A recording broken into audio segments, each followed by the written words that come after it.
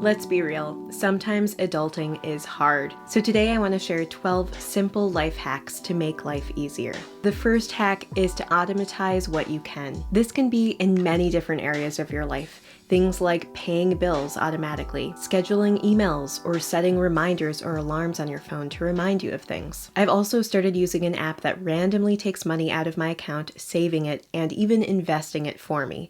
I don't have to do much of anything. With technology today, there's often an easier way to automatize things. So think about what area of your life is causing you some trouble and see if you can automatize it. Sometimes there's a little bit of a hurdle in setting these things up, but once they're set up, life can be so much easier. A second hack is to go paperless. The fewer stray pieces of paper lying around your house in piles, the easier it is to find things and the less clutter there is in your space.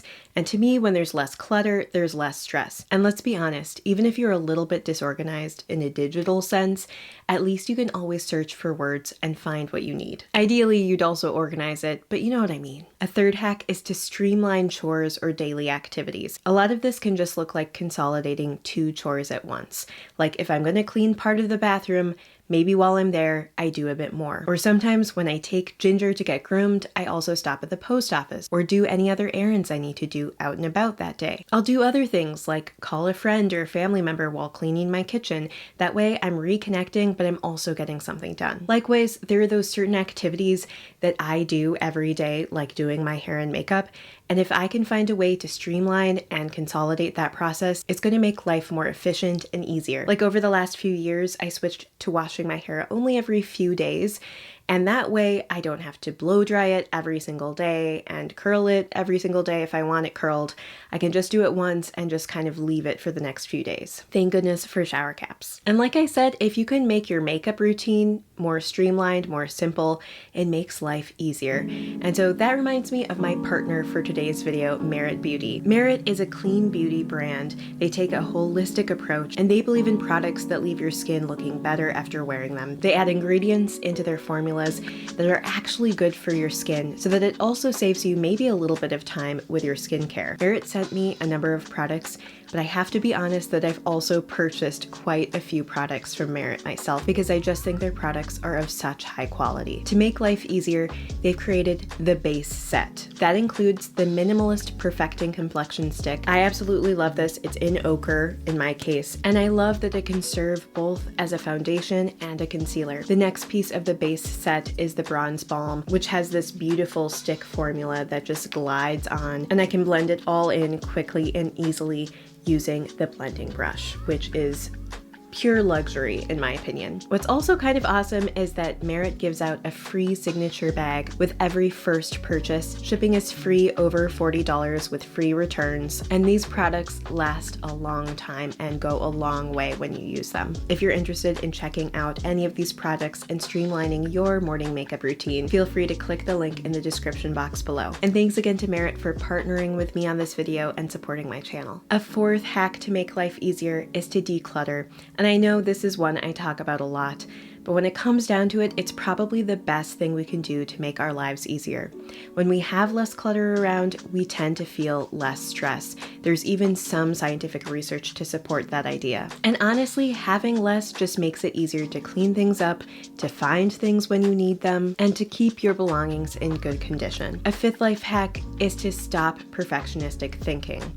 And first of all, I know this one is easier said than done, and you also might be wondering, why would that make life easier? Well, perfectionism is closely linked with procrastination.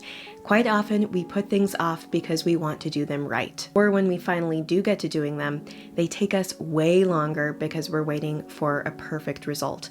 When in reality, none of us are perfect. While it's hard to just stop perfectionistic thinking, and sometimes it's hard to identify yourself as a perfectionist, I do think that catching our thoughts, noticing when we're pushing ourselves to be too perfect or when we're holding ourselves to ridiculously high standards, maybe standards that we're not holding for people around us, we can stop our thoughts in their tracks, redirect our attention, and remind ourselves that the final product doesn't have to be perfect. A good trick with this is to take whatever task you have and give yourself 85% of the amount of time it normally takes to get it done. 85% of the time, you still have a good amount of time. You should be able to get the task done, but it might cut out that little bit of extra perfectionistic thinking time, if you know what I mean. Try it the next time you're taking on some sort of writing task or task that you're nervous about. Just see if you can be a little less perfectionistic, accept some mistakes, and do it in just a little bit of a shorter time. Overall, it'll make your life better and easier, and chances are people aren't going to even notice the difference in the quality of work.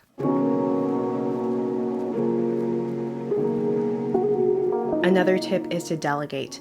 Whether it's asking a family member or a friend to help you out, or hiring somebody to fix that fence that you just haven't gotten around to, reaching out to other people and asking for help and giving them specific tasks can make a huge difference in your quality of life. I also think sometimes guilt is a huge barrier to this. Like recently, my sister was helping take care of my dog when I wasn't going to be able to be around for a number of hours. And afterwards, I was apologetic. I was offering to pay her. I felt so bad for putting that burden on her. And she said, "Aylin, listen, I'm your sister. This is what family does. I'm happy to help you. You don't have to feel so guilty." She knew that I was freaking out over it when she was happy to help me out, which was really kind of her. I'm super grateful for her. But it's just a good reminder that sometimes we create all this guilt around something when sometimes the people around us are happy to help if we just ask them for it. Another tip is to become an expert at feeling bad, and especially at feeling anxious. Now, I know this one sounds weird, but I think sometimes society tells us that we're supposed to be happy all the time. There's this element of toxic positivity. But realistically, life is hard. It is unpleasant. But if we can look at things that make us anxious or that just seem annoying and frame them as something that just needs to get done and that will help me grow, that way you're not putting them off or procrastinating, you get them done, and ultimately you'll be able to push through the emotion faster. I know when I put something off and I'm just annoyed to do it, it builds up in my mind even more. But if I instead realize that sometimes feeling a little bit anxious or overwhelmed for a short period of time will lead me ultimately to being way happier, I'm able to tolerate those negative emotions, tolerate that difficult task, and just get it done. And so often those tasks we put off take way less time than we think they will. So if we can reframe our relationship with our emotions or negative states and just see it as opportunities for growth, as something that we just have to go through and that isn't actually that big of a deal, it's easier to get those things done and to feel better in that process. I also think sometimes with that, procrastination is this cycle that once we get into procrastination, it is the spiral that just gets worse and worse and more burdensome. But if we can reframe that negative feeling, get into a different groove, it all can gradually spiral in the opposite direction and become easier and easier. Don't get me wrong, not that I never ever procrastinate, of course I do, but I have gotten a lot better at it through this cognitive reframing. An eighth tip is to develop household routines. When something is behaviorally automatic, it is way easier. It is less burdensome, and you can actually kind of enjoy yourself in the process. Like, for example, I often clean the kitchen in the morning and spend some time doing that. But I'll also do what's called temptation bundling, where I take something I enjoy and pair it with that thing that's maybe a little bit more unpleasant.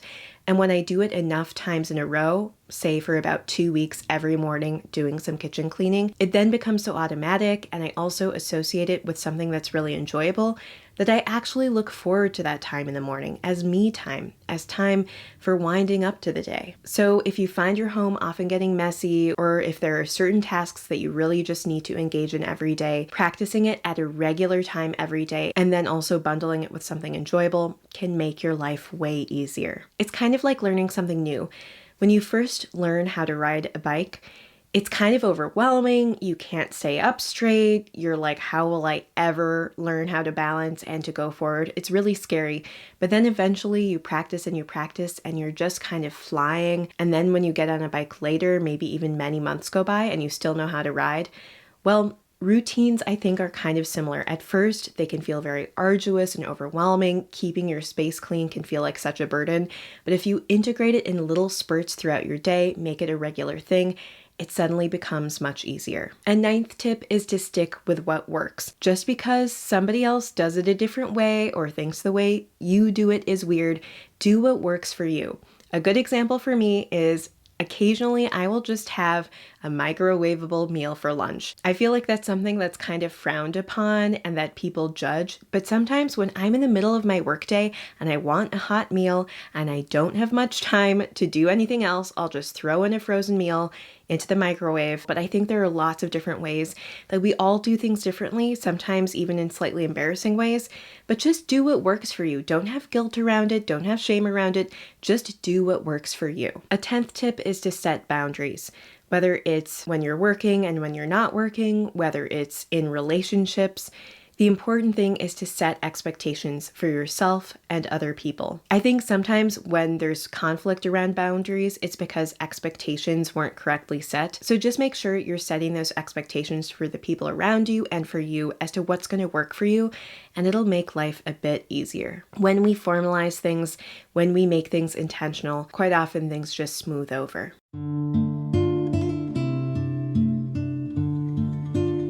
An 11th tip is to identify and address your biggest source of stress. Quite often, there's that one thing that's just been hanging over your head that you need to get done, but you haven't gotten done. Or maybe it's one thing that's causing you some kind of emotional turmoil, maybe a relationship problem or a situation at work. Figure out what you've been sort of obsessing over the most and try to address it. Maybe it's as simple as processing the emotions around it, or maybe there's something proactive you can do to actually solve the problem. But either way, sometimes we forget to pay attention to what our real needs are and what that biggest thing is. If we can knock out that biggest source of stress, or at least lessen the amount of stress that it causes, life can become a lot more enjoyable. A 12th and final life hack to make life easier is to remember to love yourself. And I know that might sound so cliche, but I think we all need to remember that sometimes. So often I'm so absorbed in what's going on with the people around me, or I feel guilty or ashamed or stressed out or overwhelmed, and I forget to focus on what I like about myself and my life. So if you're not taking time to thank yourself, to sort of pat yourself on the back for what you've accomplished, or to just appreciate the kind of person you are, remember to take time to do that and to think about what you love about yourself. It feels a little awkward to do, but engaging in that practice in a more regular way can actually make us happier. So those are my 12 life hacks to make life easier. If you enjoyed this video, I would really appreciate it if you'd give it a thumbs up. Doing that is a great way to support the channel. I'd encourage you to watch another video of mine about self-care. I will link that at the end of this video. It's got a lot of other strategies to basically just make life better. So if you enjoyed this stuff, you might also enjoy that video. And yeah, that's it. But thank you so much for spending this little bit of time with me, and I hope you have a wonderful rest of your day. Bye!